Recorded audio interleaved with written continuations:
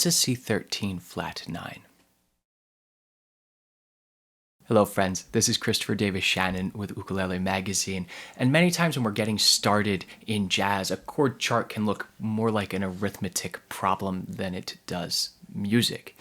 But if we understand how the formulas work, we can figure out all of those jazz chords ourselves without ever consulting a chord chart.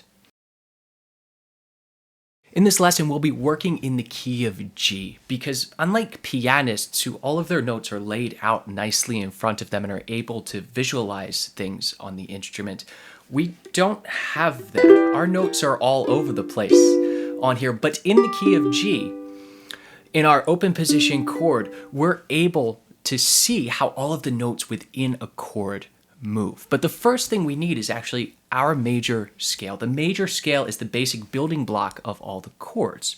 You can see we have all of our notes from G to G, and we have an F sharp in there, which is the second fret of our E string. Now, our basic chords are built as what are called triads, or three-note chords. So what we're going to do is we're going to take the G major chord that we all know, and we're going to mold it into a bunch of other chords to view the movement between each type of chord. Now, what is this G major chord? Many of us have just learned it as a shape, but there are 4 individual notes in here. We have an open G string, we likely know that. Then we have a D on the 2nd fret of our C string, we have another G on the 3rd fret of our E string, and then we have a B on the 2nd fret of our A string.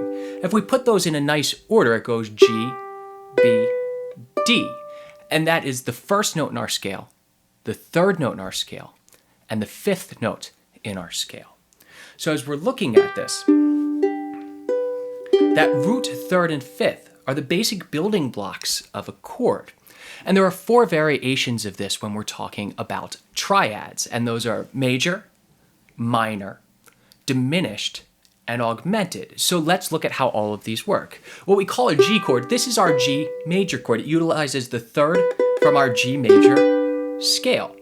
If we want to make this a minor chord, the difference is that we take this B, the 3rd of our chord, and we move it down a half step or down 1 fret to the 1st fret of our A string, giving us a B flat now. The name of the note is not going to change. We'll make it sharp or flat, but that letter name is going to stay consistent throughout because it will always be a variation of the 1st, the 3rd, and the 5th note of the scale. So then that gives us, when we flat the 3rd, G minor that we've likely played before. Just a G major chord with a flatted 3rd. And likewise, we can take this one step further to a diminished triad. What a diminished triad is still having this flatted 3rd, the minor 3rd, but it's also going to have a flatted 5th. And the 5th, if you recall, was our D. So we're going to bring that down a half step, and then we have G, D flat, G, B flat. And this is a G diminished chord. You can see the 3rd and the 5th are flatted in here. Major, diminished. And what about that 4th one? And this is one we don't see quite as often. This is the augmented chord. So we're going to go back to our G major chord. An augmented chord also has a major 3rd in here, our B natural, but we're going to take the 5th and we're going to make it sharp to a D sharp. So sharp means we move it up 1 fret. So we have open, 3, 3, 2, or G, D sharp, G, B. Nice foreboding sort of sound, resolve to C there. So if the first thing you want to do is memorize these 4 types of triads, but not just memorize the shapes. Memorize what the change is. When we go from major to minor, we're flatting the 3rd. We're going to diminished, we're flatting the 5th in addition to that. And augmented has a sharpened 5th in there. Because everything past this, all of those fancy chords with lots of numbers tacked on the end, are all based off of these basic triads. Now let's take a look at our variations called 7th chords, or adding 1 more note to the chord. So there are really 6 different kinds of 7th chords, but we have to figure out what the 7th is. It's the 7th note of our major scale. If you call back to our major scale, that's our F sharp. Now we've played a G 7th chord before like this, and we're going to get to that in a moment, but that's not our first variation. There's 6 different versions of this, but we're going to start with the ones based off of our major triad. So we're going to keep the B and the D throughout, and we're just going to play with what the 7th is. So if we add the 7th from our scale, that's our F sharp here, which you can see as we have this G major chord. We have 2 Gs, right? So this G, the open G, will maintain itself right here, and then we'll bring this down a half step. And this is what's called a major 7th chord. We're taking the 7th from our major scale and adding it to our major triad. You could think about this just like a breath of fresh air. But then if we take this 7th and we flat it, we play a flatted 7th, which would be an F natural, the 1st fret of our E string. Oh, well, there's our G 7th chord, which is really a G dominant 7th chord, which is a major chord with a flatted 7th. We take the 7th from our major scale and bring it down just 1 extra fret. Now let's go back to our G major chord.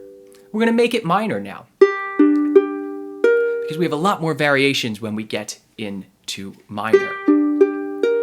So we have our B flat now on top, and we're just going to again play with what the 7th is doing. So we can add that major 7th, the F sharp, and we actually don't see this terribly often.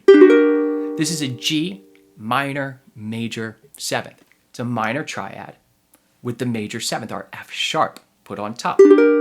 Just moving this G down to an F sharp. Very foreboding sort of chord. And if we continue that down and make it our flattened 7th, an F, we have our G minor 7th chord. Note the 5th and the 3rd are the same. The only note that we're changing from our minor chord is just adding this flattened 7th, the F, to this. So when you're playing these chords, be aware of what the changes are between it. If I'm going to a minor chord, I have a flattened 3rd, and then if I want to add the 7th, I have a flattened 7th as well. Now we can also do this with our diminished triad, right? So we take our G, and then we can make it diminished. We flatten the 3rd to a B flat, and the 5th to a D flat. And there's 2 types here. We will almost never use the major 7th over top of a diminished triad. You might see it in some very modern jazz, but it does not come up in commonplace harmony. But we will use the flattened 7th. And this is what's called either a half diminished 7th chord or a minor 7 flat 5, which is telling us exactly what it is. It's our minor 7th chord with a flattened 5th down to a D flat, our diminished triad with a flat 7th.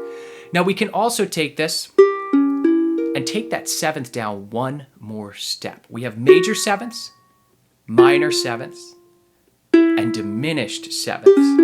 And this will be an F flat, because remember, the name of the note always stays the same, even though, yes, this is an E.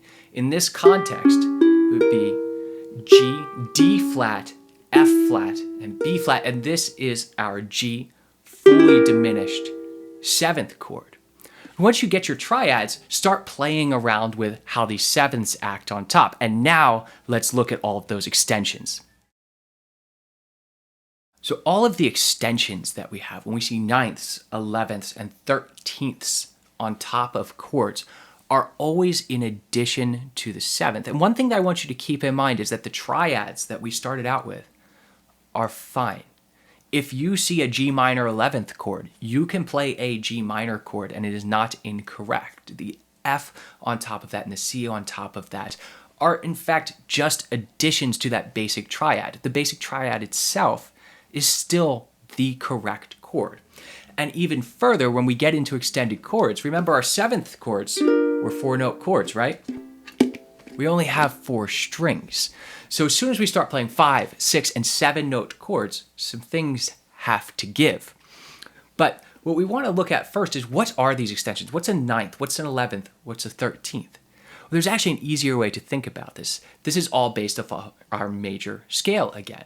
The 2nd scale degree is our 9th, right? Because there's 7 notes in the scale. Then we go up to the octave, that's 8. The next note is 9. So that's our 2nd scale degree. Our 11th is the 4th scale degree, and our 13th is the 6th scale degree. So we can just play with adding a few of these. And let's take something nice. So let's take a G9, and when we see a G9, we assume that it's a G dominant 7th with our flatted 7th, major triad with a flatted 7th. we're going to add a ninth to it. So what's the ninth? What's the second note in our G major scale? It's an A.